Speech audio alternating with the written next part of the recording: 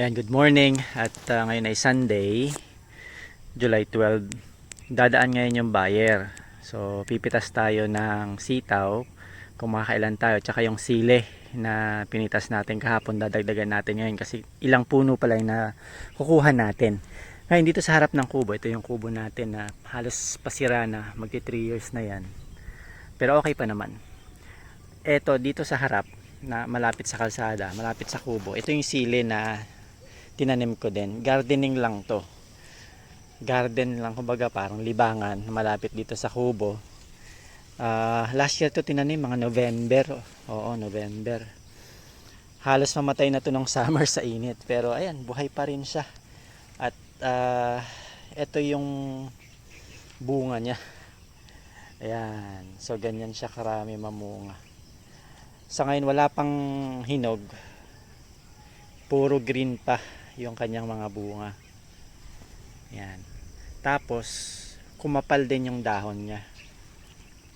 Maganda yung variety na to. Hindi ko lang kabisado kung ano yung variety yung nabili ko doon sa bilihan ng seedlings, kung ito ba East West o Condor. Hindi ko na naitanong kasi nga pang gardening lang to, isang tray yung binili ko. Yan, libangan lang. Pero sa dami ng bunga, naisasama ko to last year sa mga harvest ko ng sili doon, yung pinakita ko sa nakaraang video. Tapos sa dami ng bunga nito nakakadagdag talaga ng ilang kilo, mapa 5 kilo, 10 kilo, dami na yun. Tapos last year naalala ko, tumama to sa presyo. Ito yung nagbigay sa akin ng magandang presyo, nasa 800 yung per kilo, pero konti pa lang yung bunga niya, bata pa lang siya. November, December, January, February yun, taas ng presyo. Ayan. So siling labuyo, matagal yung buhay niya, tapos pag tumama ka sa presyo, pag maganda yung presyo at merong kang tanim nito, syempre makukuha mo yung magandang kita, lalo kung marami kang tanim. So yan, makapal siya. Ayan, ilang tudling lang to, 3 tudling siguro, ilang piraso lang to siguro mga 50, wala pang 50 na na puno.